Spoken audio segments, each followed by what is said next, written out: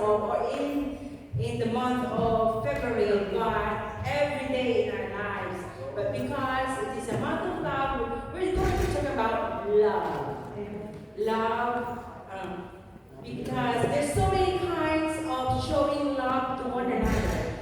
Not only giving things, giving ayuda, or giving a Christmas gift or birthday gift, but there's so many kinds of love. Like the one we had last week, it's all about the friendship love. That even his own life, he will give, or he will give something. It is a sacrificial love to preserve someone's life. Amen. So now I'm going to share to you about how God loved a faithful servant.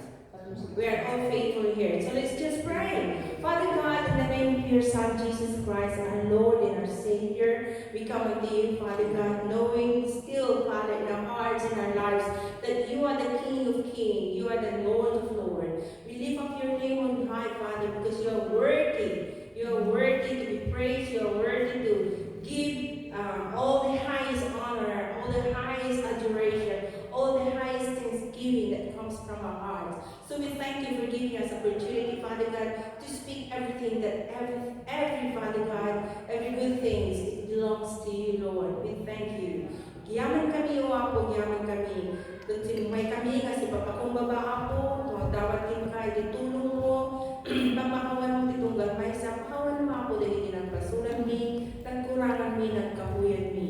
Magandanayin mo, Diyos, itidarang Apo, iso Apo, maglapunos, mangpabaro, ng dalos kada kami. We thank you for that, Lord. We thank you. So, Lord, at this moment, we want to lift up to you our lives, especially your word that we're going to discuss. Your word, Father God, it is a reminder for us, Father, that your word is still the most powerful in everyone's lives, Lord. So we thank you, Father. We ask for your Holy Spirit, Father God, that may your Holy Spirit be with us to help us, Father, and guide us and give us a spiritual understanding, Lord, that your word will be having a highest clarity in our mind, so that we can receive it, Father God, with joy, with gladness, with thankfulness in our hearts. We thank you, Father God. In Jesus' name we pray. Amen. Amen. Alright, so may mga camera pa tayo, ha? Advance na tayo ngayon.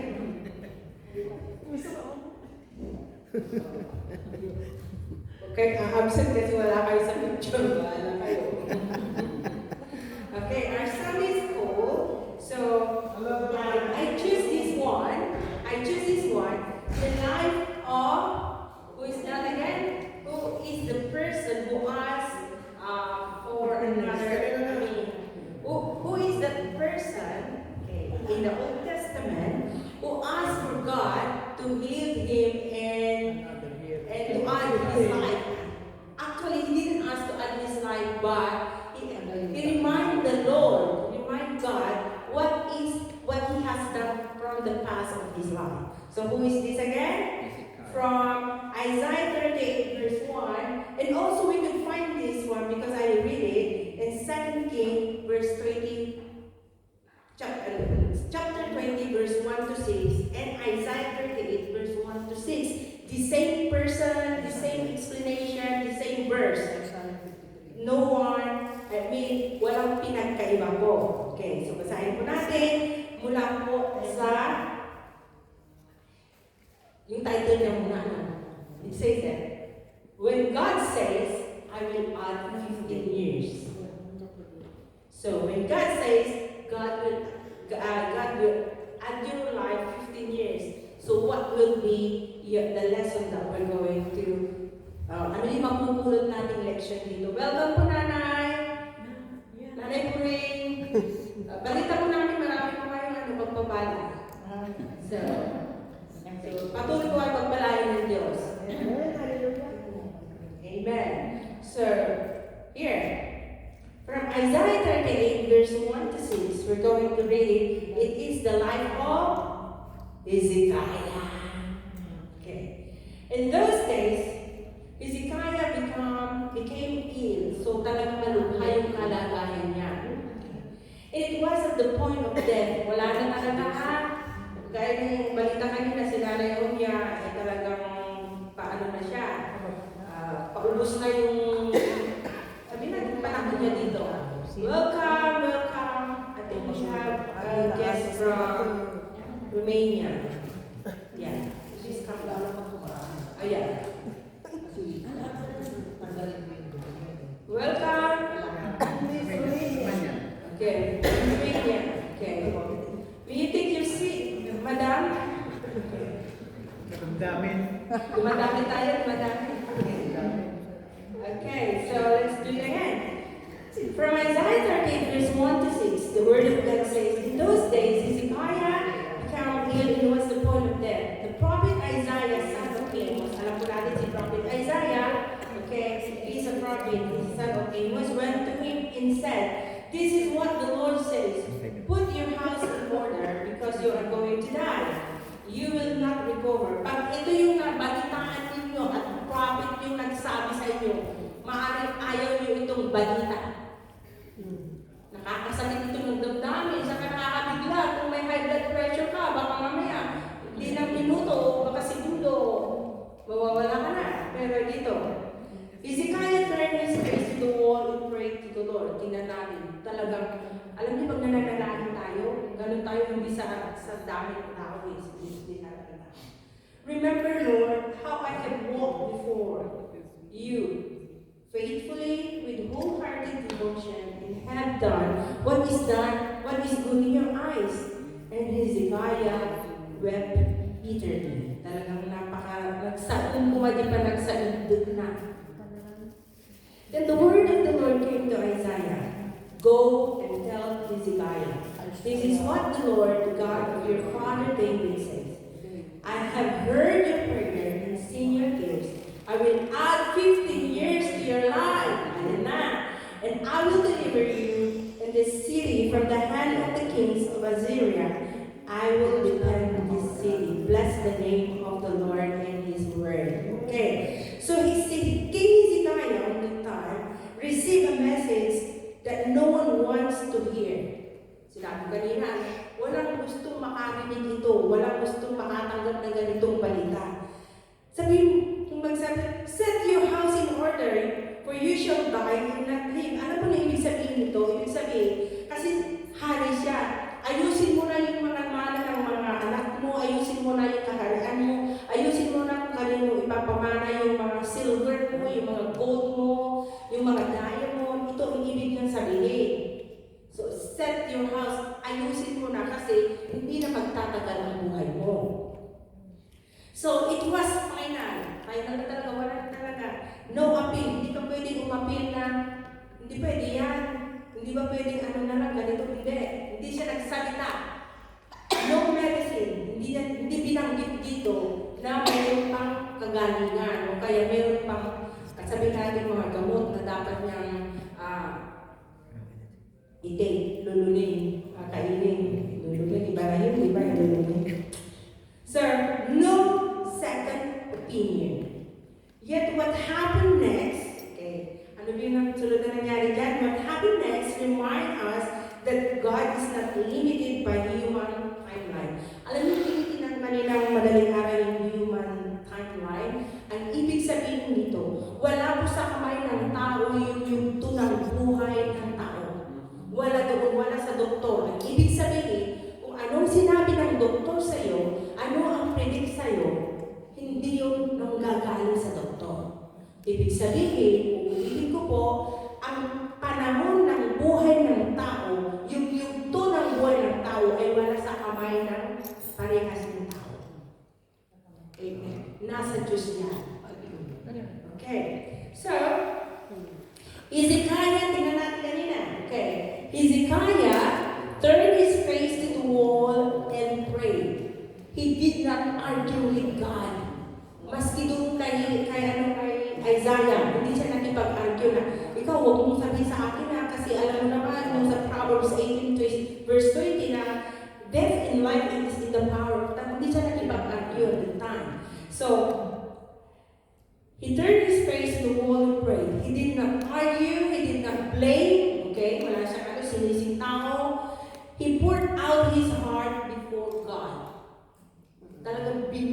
focus niya, kung ano yung nararamdaman niya sa Panginoon, doon siya umiyak sa Panginoon.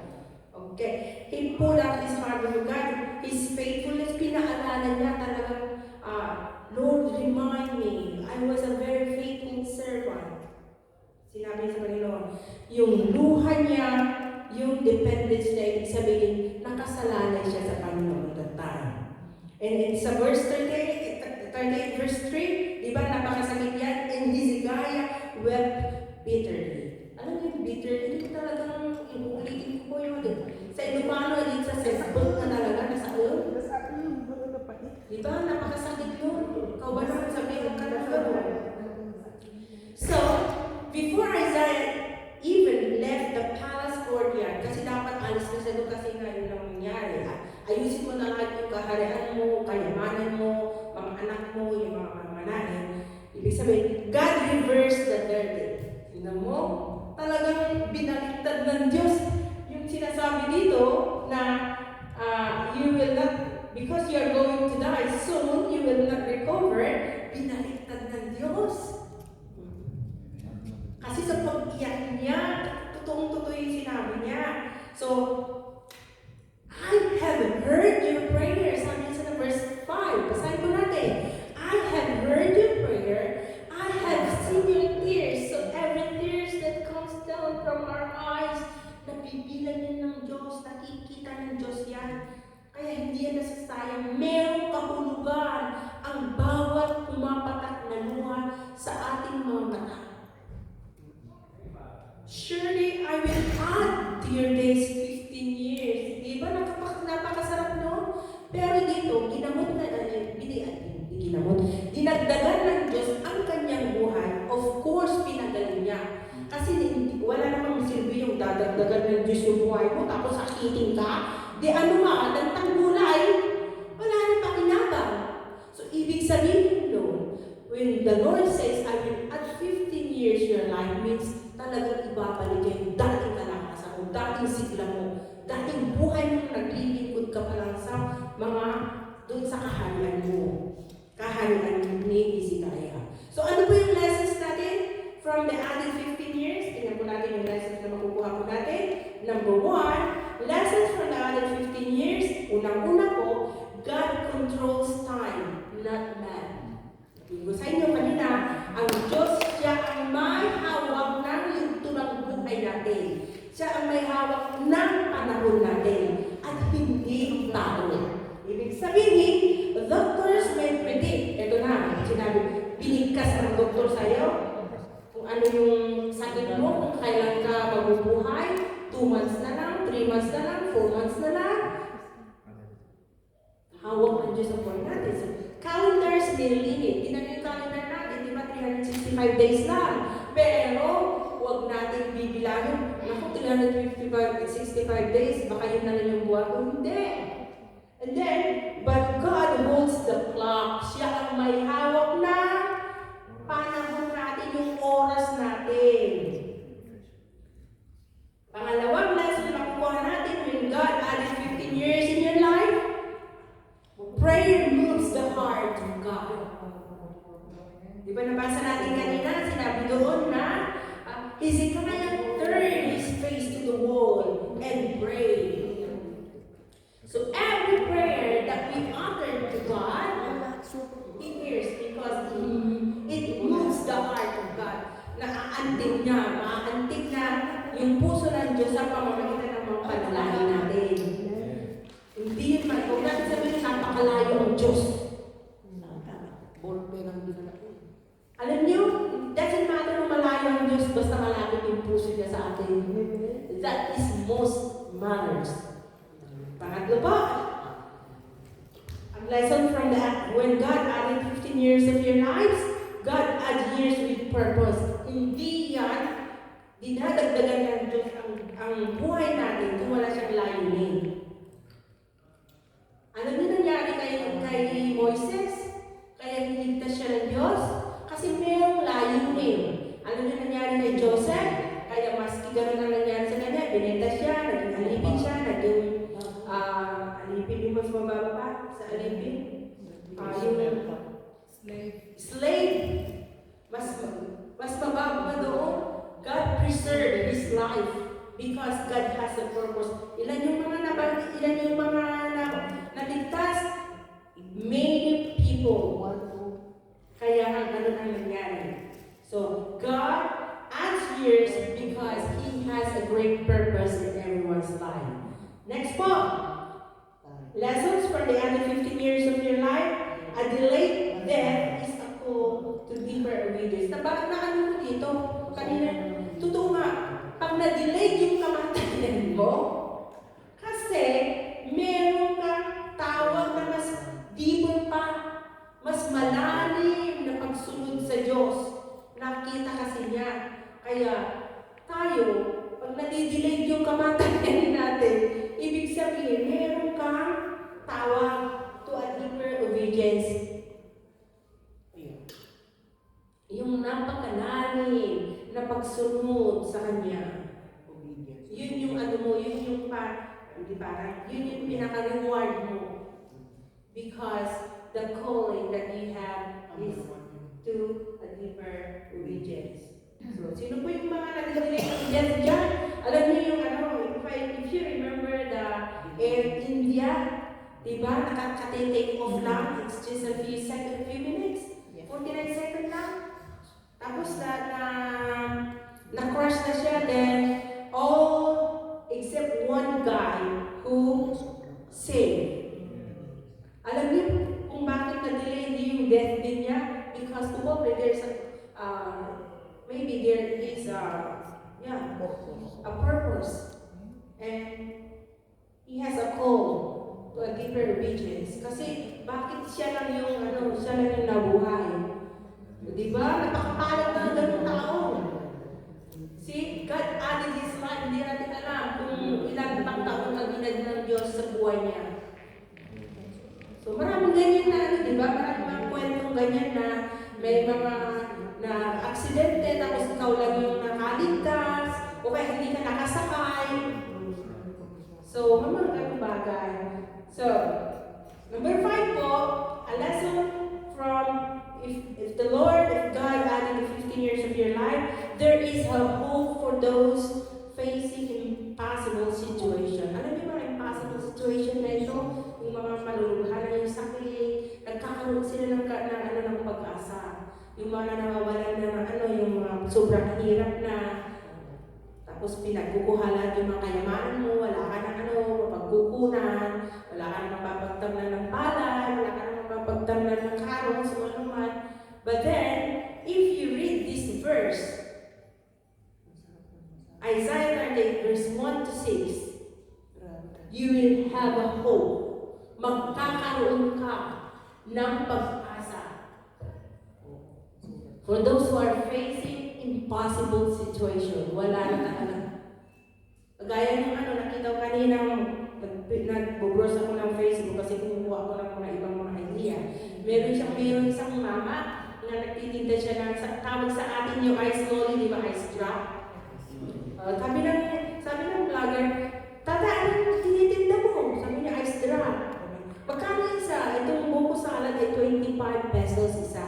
Magkano ang cut mo? 20 pesos. So, may 5 pesos siya.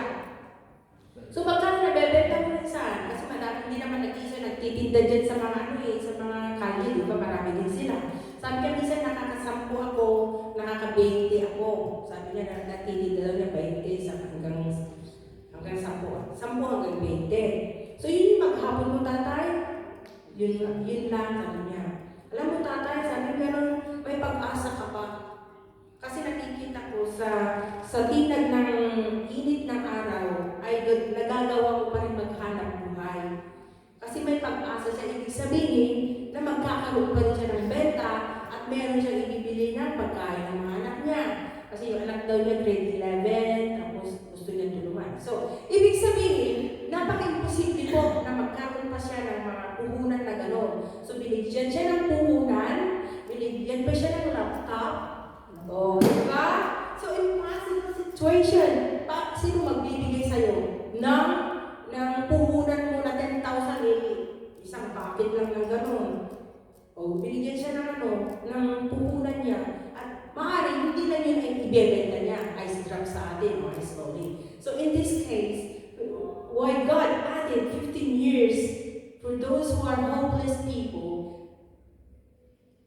us hope for those people who are facing impossible situation. Di ba? Ang sarap ng ganon.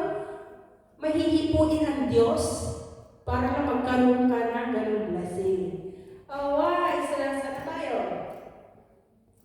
See, this one thing can build hope in any hopeless situation. Kahit ano lang kasi siya malabo lang siya. So, ibig sabihin, kung gusto mong makarating doon sa pinakamataas, gagawa ka ng mga bagay, ibig sabihin niya, may kaparaanan kung gusto mong makarating doon sa pinakatap doon. Kung yun yung goal mo, makatapos ng pag-aaral, kung yun yung goal mo na mapagtapos mo yung mga anak mo, kung yun yung goal mo na mag-promote, yung goal mo na gaganda yung buhay, may pagsasacrifice ka sa tamang paraan at sa tulong ng Diyos. So, this one thing, we can build hope in any hopeless situation. Diba, napakaano din minsan, paano ka makakarating doon kung wala kang sacrifice, wala kang effort, walang prayer. Diba? Wala kang tiwala sa salita ng Diyos. Dapat madalangin tayo kagaya ni Hezekiah. At sabihin natin sa Diyos, hindi naman ako, Lord, hindi ako naging tamad ng malakas pa ako. Alam mo naman yung nangyari sa akin, Lord. Lagi ako naglilingkod, hindi ako late, pumunta sa church, mga ganun bagay ba? So, tumutulong din ako magtiklop ng mga upuan. So, mga ganun bagay, hindi naman natin huwag natin sabihin na ang Diyos ay medyo nakalimutan na. It's just a reminder. Amen po ba? Okay, last na po tayo, magtatapos na. Tama-tama lang, 20 minutes. The final thought, when God says, I will add 15 years, ibig sabihin, hindi man eksakto na 15 years, when God says, I will prolong your life, when God says, I will heal you, when God says, I will bless you, okay? It reminds us that our lives are not ruled by hindi sa mga fear. Ang buhay natin ay hindi pinaghaharian ng pagkatakot. Ang buhay natin ay hindi pinaghaharian ng mga nararamdaman natin, karamdaman, ibig sabihin. Ang buhay natin hindi pinaghaharian ng mga final diagnosis. Kundi, paghaharian sa pamamagitan ng makapangyarihan at mapagmahal, umaawain, umahabagin Diyos. Siya ang maghahari sa atin. Hindi yung pagkatakot, hindi yung sakit, hindi sinabi sa'yo na ikaw ay magiging ganito na, bukas, mawawala ka na, hindi yun. So, yun lang po, at ito paalala sa atin. Okay, tandaan po natin. Use every other day for His glory. Not daydream, my boy. Don't put daydream. That is day. You gave me daydream. Use every other day, okay, for His glory. Amen? So, gamitin natin every other. Siguro, yung correction siguro dyan. Use every other day for His glory. Amen? Amen. Nanatawa po, meron po tayong natutunan sa buhay ni Hezekiah. Okay? Sa Isaiah 38, verse 1 to 6, ulitin ko po, maaari yung basahin pag-uwi ninyo, at nandun din sa 2 King, chapter 20, verse 1 to 6. Amen! Amen! Maraming salamat po, Ama, sa oras nito. Maraming salamat po, Ama, sa iyong gabay.